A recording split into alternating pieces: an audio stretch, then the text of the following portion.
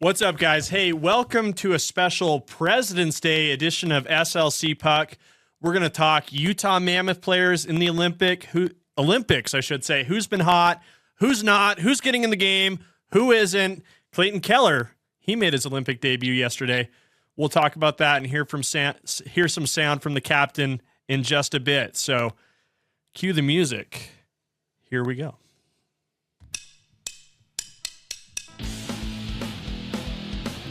What's up, everybody? Welcome to SLC Puck. I'm your host, Austin Facer. It is good to be with you. Thank you for joining me for a special live edition of SLC Puck. We're going to do this live on multiple platforms, Facebook, X. I used to call it Twitter, but I'm on board now. It's X. It's not a better name, I'll say that. Everywhere else you can find me, we're going live. We're doing recorded to live here on YouTube, so this will be re-uploaded once we trim out the parts that we don't like. YouTube's the moneymaker, right?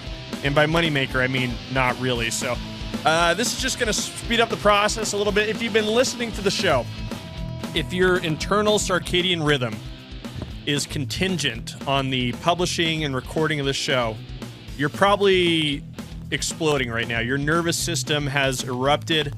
We did not record a show yesterday, February 15th. We're here live late in the morning on February 16th. The reason why, we just had a lot going on yesterday. It was a very busy day. The Big Tusk Energy hats have finally arrived. They look great. Look at that. We still got a few available. Go to bigtuskenergy.com to check those out. Very, very happy with those. But that was kind of like a big chunk of the day, was getting those out, getting them boxed up, figuring out how to print labels, do all this stuff. We're learning on the fly here, folks. The other reason why, and you might notice that my usual Sunday co-host is not with me, nor was she with me yesterday. Sammy, her little boy Kevin, just was not feeling well, so we ran him up to Primary Children's last night. And he spent the night there. He's fine. Just everything's cool. Just a little, just to be careful. We took him up there, so he's there now. Give your best wishes to Kevin and Sammy right now in the comments. That would be very much appreciated. I'm sure they'd be happy about that. What are the other housekeeping items? Yeah, we're gonna try to do this live just for the sake of speeding this up and getting everything going. But there's a lot to talk about today. Clayton Keller made his Olympic debut for Team USA on his mother's birthday. Wow, how about that? Really amazing moment for Kells. Mammoth on mammoth action was seen. I was really nervous for a couple of the bars that were doing watch parties who were billing yesterday's game between the United States and Germany as mammoth on mammoth action.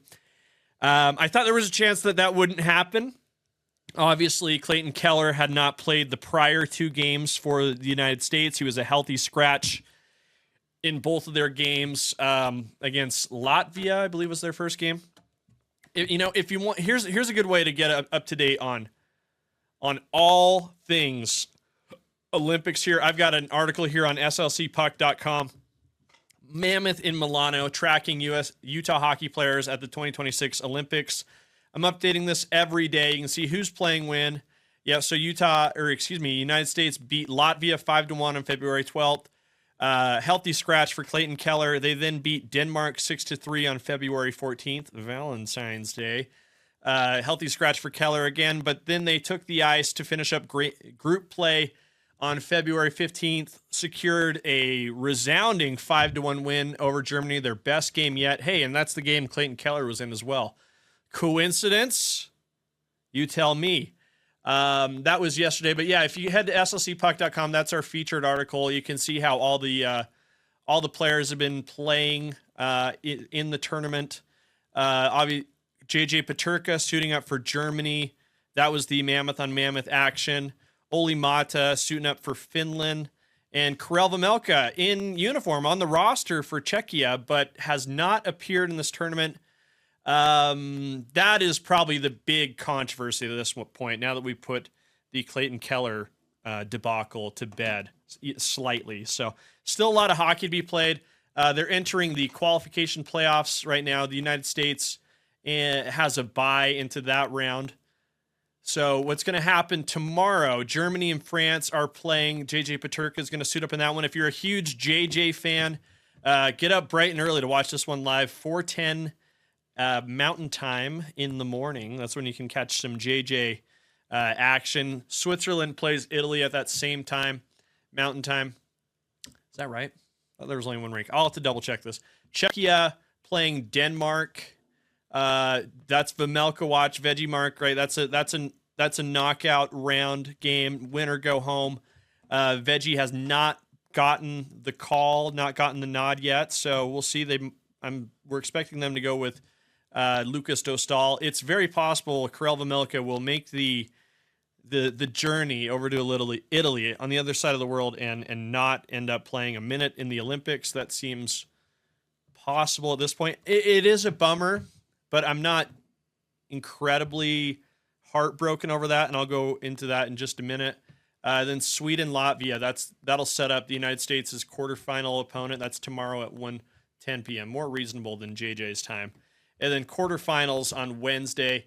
Those are going to kick off. Slovakia gets the first round bye. They'll play the winner of Germany, France. Canada, who looks pretty freaking awesome, they'll play the winner of Czechia, Denmark. So stay on alert for that. Again, the more Czechia plays, the more Veggie has a chance of taking the ice in the Olympics. Finland and Olli Mata, they'll play the winner of Switzerland, Italy. It appears to me they might have the best draw into the quarterfinals. The United States, they'll play the winner of Sweden, Latvia. Latvia gave some teams trouble. Sweden, they were slow a little bit. They've kind of been in the mud, but that's still a dangerous team, and we'll just have to see how that goes. But the Olympics, it's been a ton of fun. A lot of great storylines. Probably the best of all is, and we're very biased saying this, is Clayton Keller's appearance in yesterday's game for the United States. Made all the more tender by the fact that it was his mother's birthday. So he paid a little tribute to his mother on his social media. Happy birthday. He took a picture with her and his brother. I can imagine that was an extremely emotional experience for Kells and his family. His father, Brian, passed away earlier this year, and Clayton said that for him personally, playing in the Olympics was not only one of his personal goals and dreams, but also one for his father. So you have to feel like, there was like a little tenderness, and it actually makes me like a little emotional just talking about it. Just to remind you guys, Brian Keller was a listener of SLC Puck, which I found to be an amazing fact. He sent me this bobblehead of Kells that he made himself. This is a one-of-one custom bobblehead made by Brian Keller. It's got Utah Hockey Club stickers on it. Kells signed it there at the bottom, so this was awesome. And Brian also was nice enough to write me a note telling me how much he liked SLC Puck, which, again, it always surprises me when people tell me they like it. I don't know why. I put a lot of work into this. You think this is easy? Setting this up? Putting things in somewhat of a organized, chaotic mess? It's not, okay? Putting a hockey game on in the background, it's not easy. But it meant a lot to me that Brian Keller reached out. He said he had listened from day one. So for me, when I heard of his passing a few months ago, that was like that hit me hard, and I was like, I my father passed away a few years ago, so I totally was able to sympathize with Kells, and the fact that Brian Keller had treated me with like so much kindness, like that was like a very sad day. But I think yesterday was a happy day. I mean, everybody loves their birthday, right? Moms love great birthday presents. Seeing their kids do something big and fun is a great way to spend that, and for Kells to live out his Olympic dream on the ice yesterday against again, sorry, I'm losing my mind here, against who'd they play against? Excuse me. Yeah, against Germany. Yeah, it was the mammoth on mammoth action. Sorry, I have a lot on my mind, guys. Hey, so that was really Really a special moment. That's like one of those storybook Olympic things that like people are going to remember and talk about for a long time. I thought it was really great for the United States to do that. Clayton Keller. Let me just say this first of all. Clayton Keller is very deserving of any ice time he gets for the United States in this best on best competition. He's just proven that over the last year and change. Snubbed from Four Nations last year, played with a chip on his shoulder the rest of the way, absolutely obliterated the competition. I thought that was probably a really good thing for him ultimately. That second half of the year, he was just annihilating the competition. Captains Team USA to their first gold in the World Championships in over 90 years over the summer.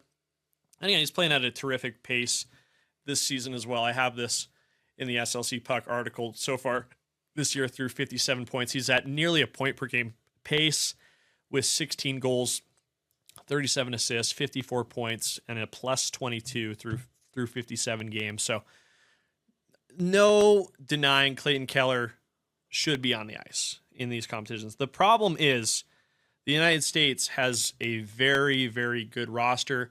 The head coach, Mike Sullivan, who's also the head coach of the New York Rangers, admitted this to the media. He's like, listen, Kells is great. He's awesome. He is definitely a part of this group, but this is essentially an all-star team. The stakes are very high as well. These guys have said it's gold or bust. So sometimes finding the ice is difficult, and especially a guy like Keller, again, we just went over his credentials. Very deserving, very, very talented hockey player. A little diminutive comparatively to a lot of the guys in this tournament. I mean, look at a guy like Tom Wilson, who plays for the Capitals and for Team Canada. That guy's a freaking gigantic maniac, and who's not afraid to drop the gloves, by the way, in an Olympic hockey game, which will get you ejected from the game. We saw that against France.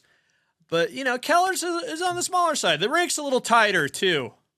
By the way, I have not yet heard a good explanation why they made the ice smaller. Someone missed an email, I guess. Like that, I don't know if we'll ever get the answer for that. That's just one of those hilarious and unexplainable snafus. Yeah. There's got to be a story there. Someone screwed up. But anyway, the ice is tighter. Space is at a premium. The bigger guys are going to get the nod ahead of Keller. And that's to a large degree why he missed the first two games as a healthy scratch. I do think that, when it came to building the lineup against Germany, I think I'm guessing there might have been some things that were maybe slightly on Mike Sullivan's mind. It might have been, hey, the media is asking why Clayton Keller isn't deserving. I think there's a little bit of like attention on social media. Again, this should not be taken that much into consideration, but it might be. I think also like a lot of the guys on the team know and love Kells. Obviously, he grew up with the Tkachuk brothers. He and Austin Matthews are good buddies. He and Jake Ottinger, one of the goaltenders, they're very close as well. So there might have been like a little bit like, hey, let's get him in. It's his mom's birthday. That would be cool. I think that might have been a little bit of a discussion. Like, hockey players and coaches are very cognizant of this kind of thing. That like the camaraderie is so strong. I think that might have been a small factor. Kells did get in. And here's what I like. This was driving me frickin' bonkers looking at the box score to the United States' 5-1 victory over Germany. I was watching the game, watching the replay, kind of like, skimming it just to catch Clayton Keller's appearances.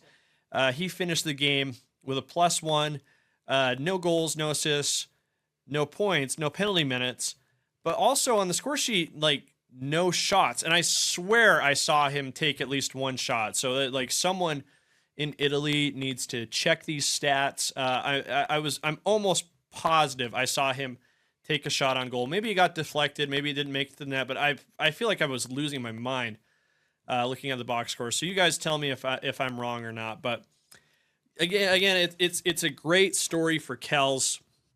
I can understand Veggie being a little bit frustrated, especially when he sees Czechia struggling. The goaltending has been really interesting in this tournament. Like, it hasn't been great at times. Jeremy's like, just to think of like one example, obviously probably the most glaring example of goaltender malpractice was was Jeremy Swayman allowing the goal from half ice from the red line.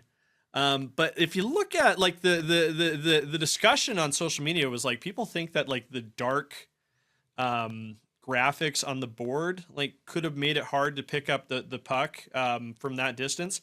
And I kind of agree, especially there was like that really telling screenshot. I wish I had it pulled up here, but I'm like, that's hard to pick up. And apparently Jeremy Swayman's colorblind too. So I'm sure it all blurred together. It looked like he didn't even blink. It looked like he didn't even see it. And that's kind of like my other like small complaint about like watching the experience on hockey on television. Before I get into the negative, let me just say this, like NBC does a freaking awesome job of producing sports broadcasts. I think like the game presentation, the commentary, the studio shows from NBC have been like top notch, and they're like dominating sports in a big way. Their NBA coverage is off the charts. So give like some major props to the National Broadcasting Corporation for that. The Peacock Company. Those graphics on the boards are stupid though. They make it kind of hard to watch the game. You just like, you realize that there's like a reason why hockey boards are mostly white. It makes it hard. It's hard to pick up the players. It's hard to pick up the puck at certain points. So I'm willing to grant Jeremy Swayman a little bit of grace. However, it does seem like the goaltending in this tournament has been poor at best, especially by some of these teams that have NHL goaltenders. Czechia is a great example. And it's like, you really think Karel Vejmelka is your third best goaltender? You know what I mean? It's just absurd. And the uproar, I think, is not only felt by, the Utah hockey community, those of us who love and watch the Utah Mammoth, who hopefully those of you are tuning into my show. But it's hard to figure out why Czechia went from Lukas Dostal, who, sure, I'll give him number one. He's a very, very good goaltender for the Anaheim Ducks. They gave him a big fat contract last year. They labeled him as the future of that franchise at the goaltending position. But to go from him not playing particularly well in their opening game to Dan Valadar of the Philadelphia Flyers, who is less qualified, I think you should say, than Karel Vejmelka, it doesn't make a lot of sense. I mean, he's already played for 3 different teams in his 6 years in the NHL. Karel Vejmelka, he's going on 5 years, 1 franchise. I think that shows a lot more stability. He was also the number 3 goalie at the 2024 World. So I don't know what's going on there, Czechia. What's going on? He played at Worlds in 2022 and 2023 and 2025. He was on the bronze medal award-winning team in 2022. So that's something that's hard to understand. We'll see if they change that up, especially like to survive here in the later rounds. I think Dan Valadar would not be a good choice. But I'll tell you why I'm not entirely disappointed. The other big story that's come out of this tournament was the devastating, and I shouldn't say it in that tone, the devastating injury to Kevin Fiala of team what is he's Swiss, right? Yeah, Team Switzerland in their game was stretchered off the ice, and now is going to miss the remainder of the season for the Los Angeles Kings. Now, we need to talk about this with a little bit of tact here. We need to be sensitive to the fact that like injuries suck. They're the worst part of sports. They do happen, unfortunately, and it is awful for Kevin Fiala that he is now going to miss the remainder of his season. Surgeries for fractures in his left leg. He's a very important part of the Los Angeles Kings. 40 points on the season in 56 games. He's a top 6 guy. Los Angeles in a wild card race. I would just mention that Utah is also in a wild card race as well with the Kings.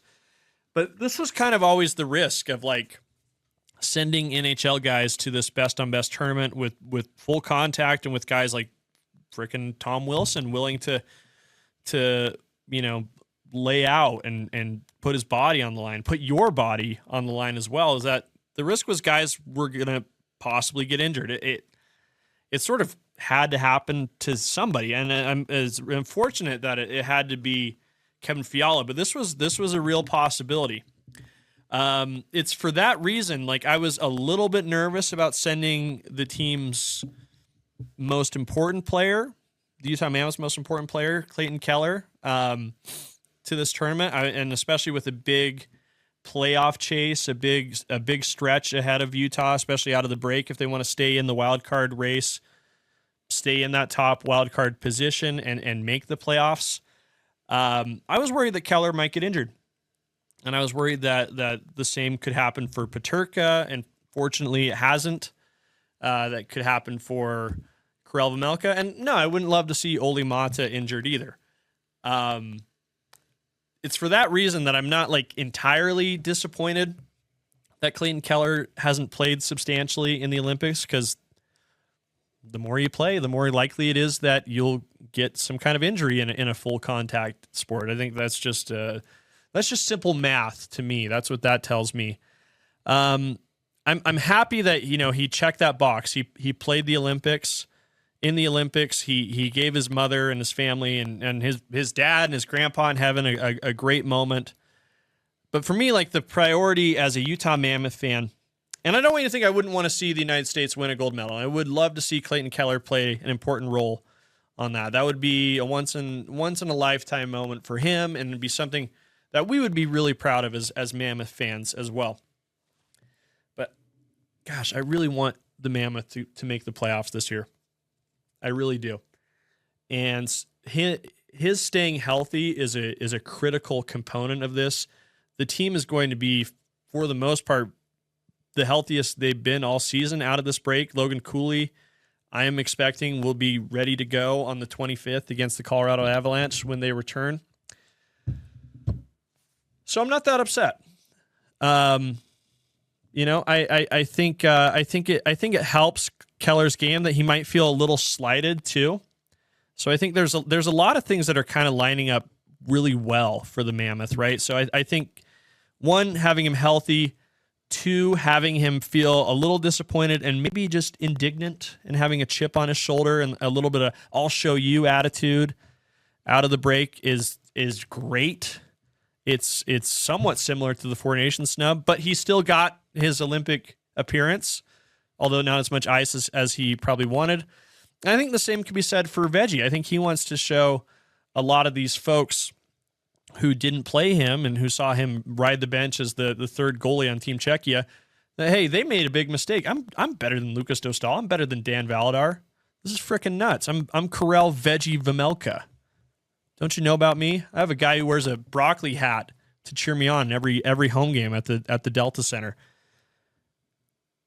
To touch on Fiala just a little bit more, and again, I want to say this with tact, but considering that the Kings are right up there with the Mammoth as a wild card contender, you can't tell me that the Mammoth brass probably didn't go, find it a little intriguing and maybe breathe just a little sigh of relief. I'm sure there was concern for a hockey player who's injured, but like, it makes Utah's path to the playoffs just a little bit easier now that one team that they'll be competing with down the stretch is now been impacted in a big way. And let's not forget, they do have a couple of games against the Kings left to play in March. They play the Kings at home on the 22nd of March, and then in Los Angeles on the 28th.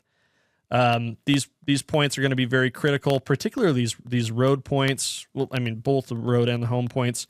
With 25 games to go, Utah sits at 64 points in the standings. We believe, just based on historical data, that the team will need 94 points to make it to the postseason. So with 25 games to go, they need to win 15 or so of those. Two of those getting significantly more favorable for the Mammoth. That's a good thing. I think that that helps the team breathe a little bit easier as they head down the stretch. So it's very possible LA may not fade. They made a big trade right before the Olympic freeze to get Artemi Panarin from the New York Rangers. But they're down Kevin Fiala.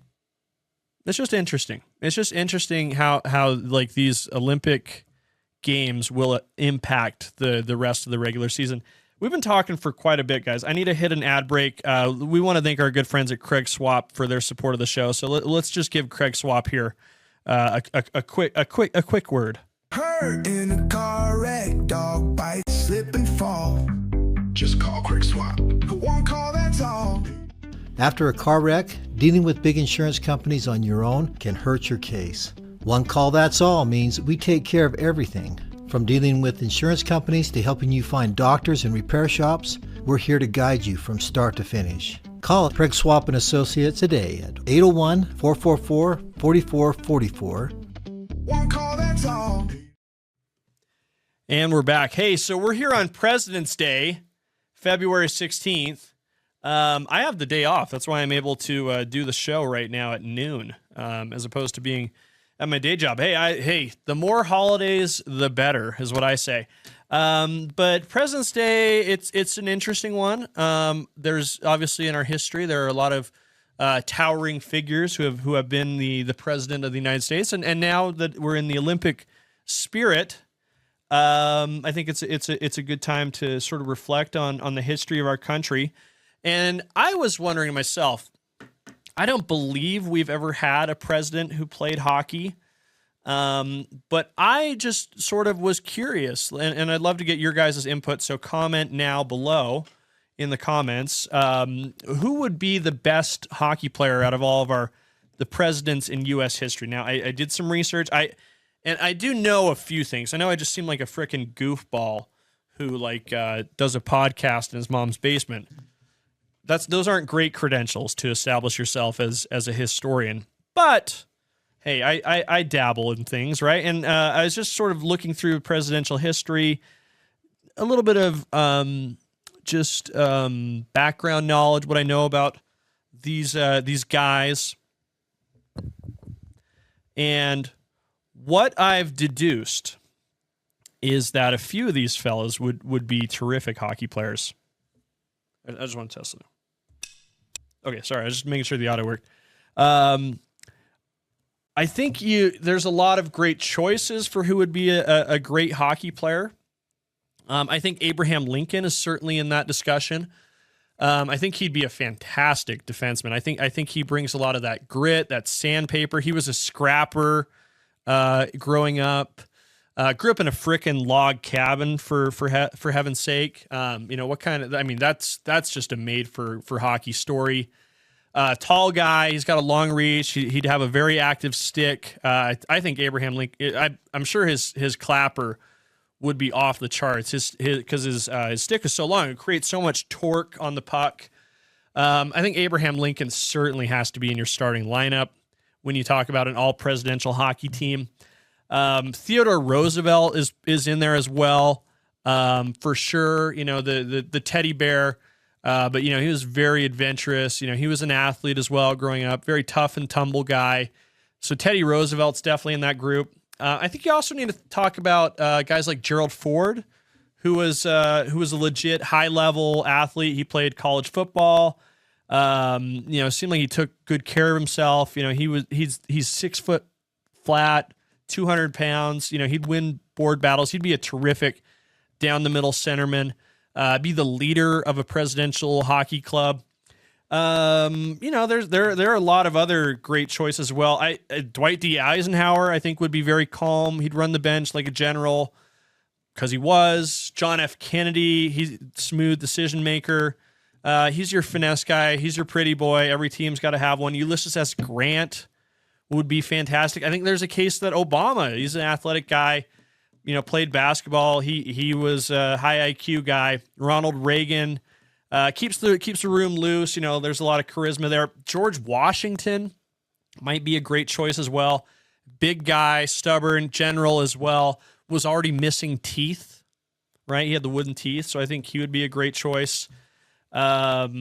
Thomas Jefferson, I think it was kind of that cerebral locker room presence. In goal, I think it's got to be Taff because he takes up a lot of space. The guy was a gigantic one. But I really think there's an argument to be made that Andrew Jackson might be one of the most exciting hockey players of any presidential group. You know, he's just an a-hole. Andrew Jackson was mean as hell. He got in duels all the time, had a fiery temper. It's almost a shame he didn't play hockey. He could have been fantastic. And not to say that his life was a failure otherwise. He was the frickin' president, but he could have been a superstar. He could have been the Brad Marchand. He could have been the just the real instigator type, you know, on the ice for the United States presidential squad. So I think he's my choice. I'd love to hear who you guys think as well would be like a really effective hockey playing president. But that's my little bit here. Hey, I just want to close out too, guys. I want to give some love to our other good friends at Payne Anthony Creative Jewelers. Don't forget, they do a raffle for every episode of SLC Puck. So get your phone out right now, kids. If you're watching this on YouTube or if you're listening to this on Apple or Spotify, I've got the link in the show description. But scan this QR code if you're watching. You'll be entered to win a $250 gift card. Best jewelry shops in town. Jonathan's Jewelry, Payne Anthony Creative Jewelers. Jonathan's Jewelry is up in Cottonwood Heights. Payne Anthony Creative Jewelers at Trolley Square. These guys are awesome. And hey, here's what's even better. You don't need to win this raffle, although we do give away a gift card for every episode of the show, so your chances are pretty good. If you just go in there and buy something nice, maybe you forgot to get your lady something for Valentine's Day and you've been sleeping on the couch, just hit in there and say, hey guys, help me out. I also listen to SLC Puck, so that's what brought me in. They'll take $100 off of your apology gift. So that's just a great partnership we have with Payne Anthony Creative Jewelers and Jonathan's Jewelry. So make sure you guys take advantage of that. But thank you guys for tuning in to this episode of SLC Puck. We're going to do another studio guest on Wednesday to just close out our Olympic shows, get ready for the NHL regular season. Well, we send our best to Kevin and Sammy, who are at Primary Children's right now. They're just going to spend probably a day there, but Sammy will be back. And big thanks to everybody who ordered a hat. Those are going out right now. That's literally the next thing I'm about to do as soon as I jump off. So appreciate you guys. Don't forget to like, comment, subscribe. Tell a friend. Tell someone you don't like even. Tell them that you watch the show, and they'll be your friend immediately. That's just the way it's going to go. We appreciate you guys. We'll talk to you soon.